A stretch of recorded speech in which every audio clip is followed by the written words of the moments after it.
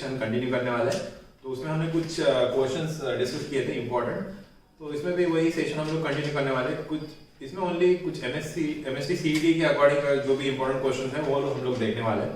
तो मैंने 3-4 questions jot down किए हैं, तो वन बाय वन देखते हैं। ये जो क्वेश्चन है ये एमएससीईटी 2017 में आए थे।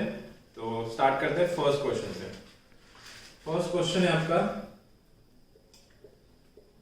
dy by dx is equals to tan y by x plus y by x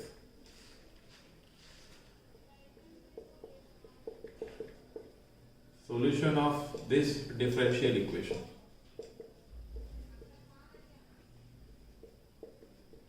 यहाँ पे ऑप्शंस दिए हैं cos y by x is equals to cx, b sin y by x is equals to cx, c cos y by x is equals to cy, d sin y by x is equals to cy. तो ये जो question है ये है differential equation का। तो इसमें पूछा गया है कि what will be the solution of this differential equation. तो यहाँ पे मैंने 3 क्वेश्चंस ऐसे लिए हैं जिसका मतलब जो हम लोग एमएससी सीईटी में सॉल्व कर सकते हैं, बस थोड़ा सा अपने को सोचना पड़ेगा। ज्यादा डिफिकल्ट भी क्वेश्चंस नहीं है ये, ओनली सिंपल एक ट्रिक है इसमें जिससे हम इसको आंसर निकाल सकते हैं। तो ये आपका डिफरेंशियल इक्वेशन हो गया। तो इसका सोल्यूशन क्या बनेगा, तो ए बी सी डी ये 4 ऑप्शन दिए गए।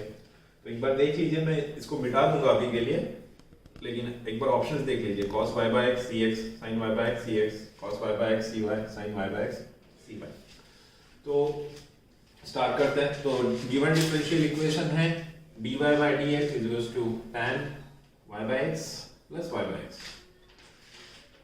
तो अगर देखा जाए तो जो भी यहाँ पे टर्म गिवन है वो y by x के फॉर्म में, y by x के फॉर्म में। तो इसको अगर सॉल्व करना है इस डिफरेंशियल इक्वेशन को तो थोड़ा डिफिकल्ट हो जाएगा अगर आप सिंपली देखेंगे कि अगर ऐसे ही सॉल्व करना है। तो क्योंकि यहाँ पे y by x का फंक्शन यहाँ पे dy by dx है, क्योंकि नॉर्मली अगर मैं dy यहाँ पे लेके आता हूँ और यहाँ पे अगर tan y by x plus y by x into dx करता हूँ, this is a different part because यहाँ पे y by x only x का फंक्शन नहीं है, y का भी है। तो इसको सॉल्व करना बहुत डिफिकल्ट हो जाएगा। तो इसीलिए यहाँ पे सब्स्टिट्यूशन हम लोग यूज करते हैं। एक थर्ड वेरिएबल हम लोग इंट्रोड्यूस करेंगे जिसको अपन कंसिडर करेंगे कि there is a some relation. For example ये अजम्पशन होगा y is equals to vx, इस टाइप का कुछ रिलेशन है। तो यहाँ पे ये जो v है this is also a variable.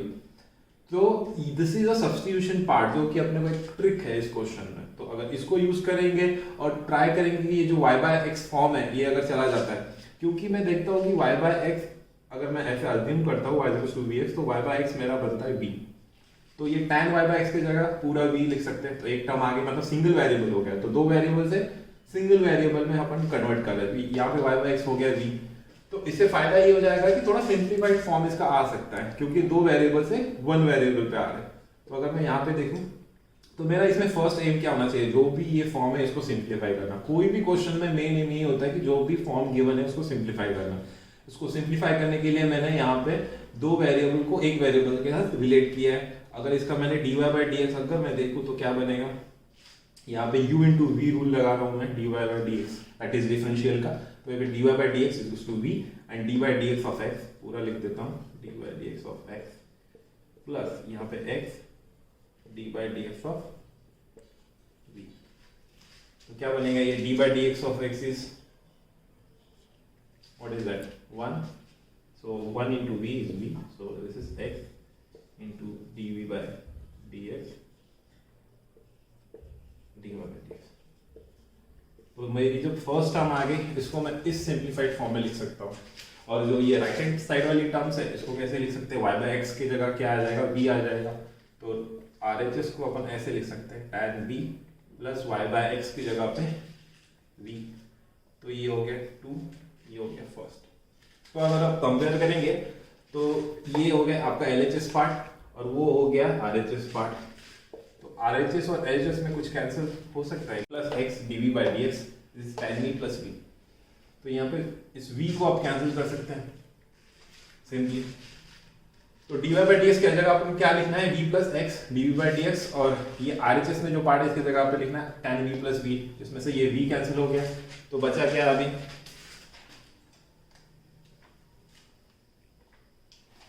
क्या बचा, x dv by d x is equals to tan v, और कुछ सही किया ना अपन, v कैंसिल हो गया, x dv by d x equals to tan v। अब इस चीज को, ये जो एक डिफरेंशियल इक्वेशन बना है जो v और x में बना है, इसको सॉल्व कर सकते हैं क्योंकि ये सेपरेबल फॉर्म में है। देखो ये dv बाई tan v यहाँ पे आ सकता है, और ये dx बाय x ऐसे लिख सकते हैं, लेकिन ये जो ओरिजिनल इक्वेशन था ये सेपरेबल फॉर्म में था नहीं, तो इसलिए थोड़ा हार्ड जा रहा था। तो इसीलिए अपन ने y को एक थर्ड वेरिएबल इंट्रोड्यूस किया जिसका रिलेशन y और x दोनों के साथ है, जिससे क्या हुआ, ये सेपरेबल फॉर्म में है। तो अभी अपने को करना है इसका इंटीग्रेशन, क्योंकि ये एक डिफरेंशियल इक्वेशन है जिसको सॉल्व करना है। तो डिफरेंशियल इक्वेशन को सॉल्व कैसे करते हैं, इंटीग्रेट करके, इंडेफिनाइट इंटीग्रेशन होगा इसका tan v into integration of dx x।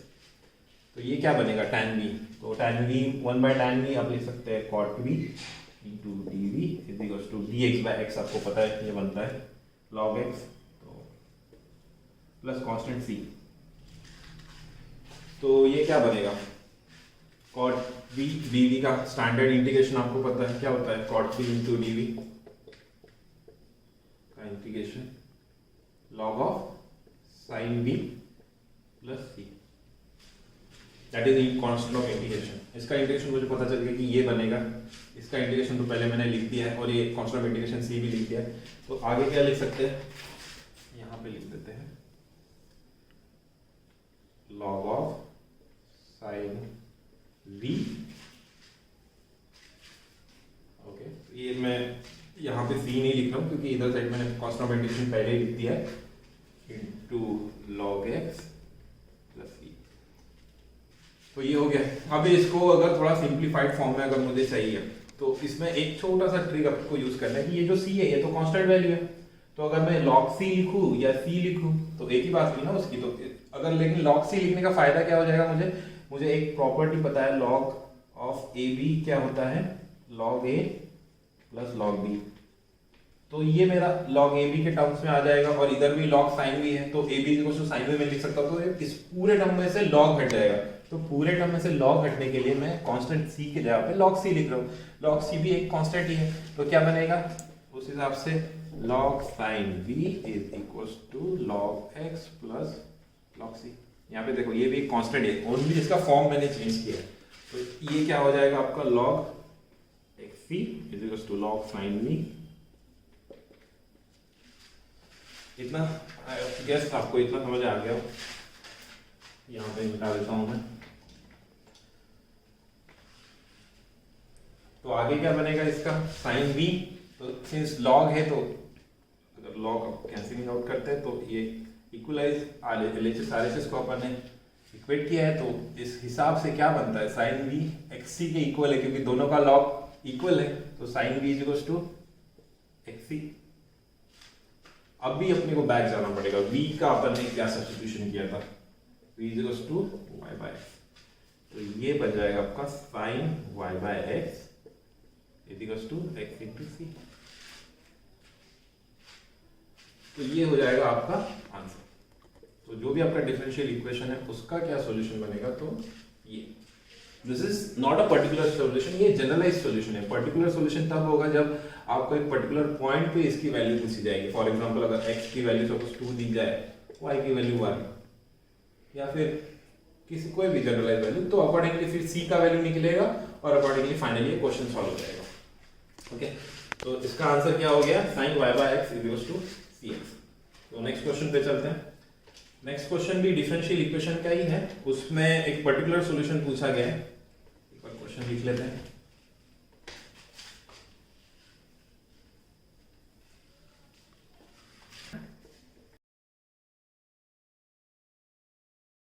So this is 2y, sorry, x dy plus 2y dx is equals to 0।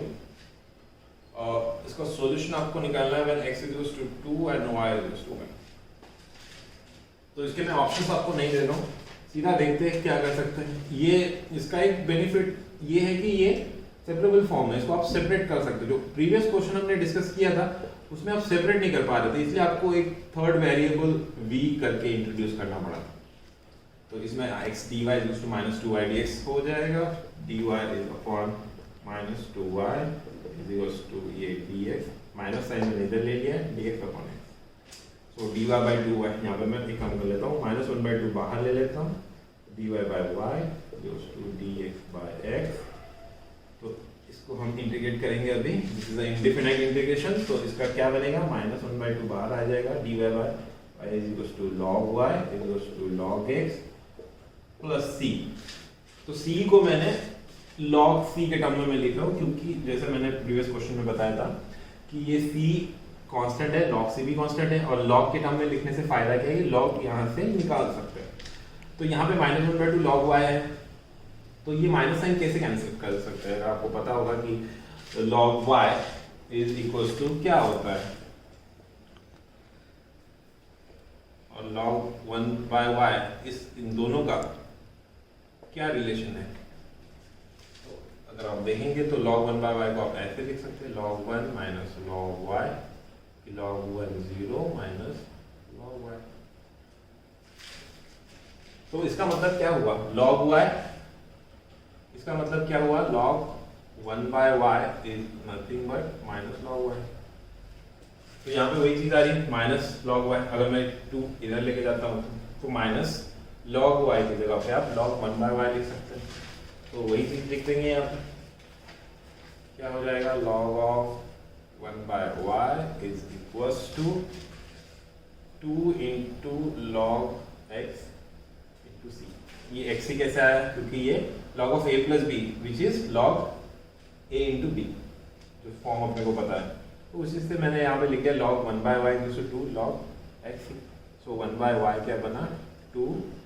अब ये 2 कैसे, यहाँ पे 2 एडजस्ट करना पड़ेगा। अगर log दोनों साइड से कैंसिल करना है तो अपने को क्या करना पड़ेगा, यहाँ पे नेक्स्ट स्टेप एक एक्सक्लूड हो जाएगा अगर मैं वो नहीं लिखूंगा तो। So log 1/y is equals to ये मुझे लिखना पड़ेगा, ये भी एक log का रूल है, मैं पता नहीं। तो आई होप आपको ये पता हो कि 2 log xc is equals to log of xc का स्क्वायर, इस तरह से इसको लिख सकते हैं। तो फिर इससे नेक्स्ट क्या बनेगा, यहाँ से लिख लेते हैं। अब यहाँ पे आप कैंसिल कर सकते हैं दोनों साइड से, तो 1/y आपका क्या बना, xc का square, correct, x square c square. तो क्या बना ये स्क्वायर c स्क्वायर, ये स्क्वायर वो स्क्वायर, c स्क्वायर हो या c हो वो भी एक कांस्टेंट बन जाएगा। तो इसलिए ऐसे सिंपलीफाइड में लिख देते हैं 1/y equals to x square into c। तो फिर इसका सॉल्यूशन क्या बन जाएगा, पर्टिकुलर सॉल्यूशन निकालना है अपने को, उसको भी देखते हैं, लेकिन एक जनरलाइज्ड टर्म में इसका क्या फॉर्मेट आ रहा है वो देख लेते हैं। y into x square is equals to 1/c। यहाँ पे ना मैंने यहाँ पे c स्क्वायर को c ऐसे लिख दिया है, मतलब c1 पकड़ लो यहाँ पे सपोज, यहाँ पे ठीक है c1 पकड़ लो, तो ये क्या बन जाएगा y इंटू एक्स स्क्वायर, क्योंकि वो भी एक कांस्टेंट है, वो तो डिफाइंड नहीं है कि उसकी वैल्यू क्या रहेगी, वो तो अपने को फाइंड आउट करना है। तो देखते हैं y इंटू एक्स स्क्वायर हो गया। तो यहाँ पे फॉर अ पर्टिकुलर सॉल्यूशन के लिए x की वैल्यू 2 है और y की वैल्यू 1 है। तो यहाँ पे 1/c, y की वैल्यू 1 इंटू x की वैल्यू 2, 2 का square 4, 4 is equals to 1/c1। तो c1 की वैल्यू क्या बनेगी 1/4। तो यही वैल्यू अपने को पुट करनी है जिससे कि उसका पर्टिकुलर सॉल्यूशन आ जाएगा। तो क्या आएगा पर्टिकुलर सॉल्यूशन, यहाँ पे मैं पुट कर दूंगा 1/y that is sorry 1/c1 that is 4 हो जाएगा वो, क्योंकि यहाँ पे c1 इज 1/4 है। तो this is 1/c1 into y is equals to x square. तो c1 की जगह पे 1/4, तो ये हो गया 4y x स्क्वायर।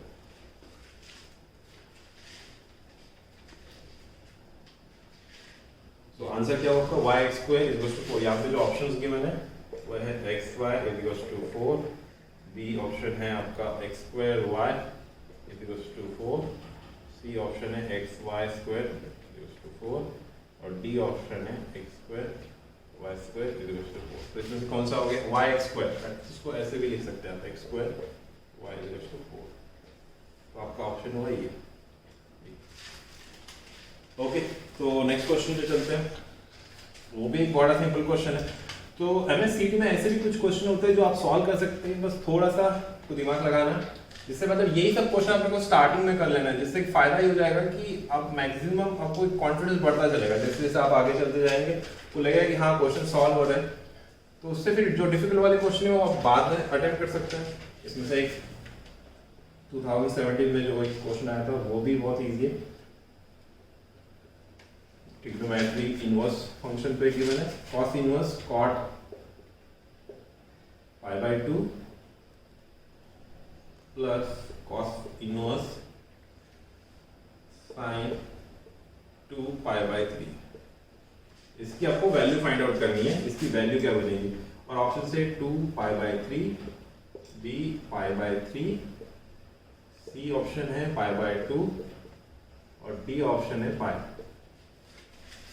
तो ये जो रिलेशन है inverse trigonometric function and trigonometric functions का, के बेसिस पे आपको सॉल्व करना है। सिंस यहाँ पे cot पाई बाय 2 है, sin 2 पाई बाय 3, इसकी कुछ एक पर्टिकुलर वैल्यू बनेगी, वही अपने को पुट करनी है। फिर उसका cos इनवर्स कंसीडर करना है कितना आएगा। यहाँ पे भी sin 2 पाई बाय 3 की वैल्यू आपको पता रहेगी, वो पुट करनी है। फिर उसका cos इनवर्स क्या रहेगा। तो sin 2 पाई बाय 3 की वैल्यू कितनी रहेगी। sin 2 पाई बाय 3 मतलब कितना, ये 180/3 that is 60 into 2 that is 120 degree. तो उसकी वैल्यू क्या बनेगी। sin 60 की वैल्यू क्या होती है √3/2, तो sin 120 की क्या बनेगी √3/2। और यहाँ पे cot pi by 2, cot pi by 2 की वैल्यू कितनी आती है 0। तो यही सब चीज आपको पुट करनी है। तो आपका फंक्शन हो जाएगा cos inverse cot pi by 2 is 0 plus cos inverse sin 2 pi by 3 is √3/2। ये चीज आपको पता होगी कि sin 60 degree that is whatever 2 pi by 3 is √3/2, तो cos 60 इज 1/2, तो cos 30 डिग्री का वैल्यू होता है √3/2। तो यहाँ पे क्या है cos इनवर्स 0, cos इनवर्स 0 मतलब cos पाई बाय 2 0 होता है। ओके, तो यहाँ पे क्या आ जाएगा cos इनवर्स 0 की जगह पे मैं पाई बाय 2 लिख सकता हूँ। ये बेसिक ट्रिग्नोमेट्रिक्स की वैल्यू है। cos पाई बाय 2 क्या होता है, sin पाई बाय 2 क्या होता है। cos पाई बाय 2 क्या रहेगा 0 हो जाएगा, cos पाई क्या हो जाएगा -1, cos 0 +1, इस तरह से। तो पाई बाय 2 प्लस ये cos इनवर्स √3/2, तो ये बनेगा आपका 30 डिग्री। 30 मतलब पाई बाय 6 और पाई बाय 3 पाई बाय 6, तो पाई बाय 6।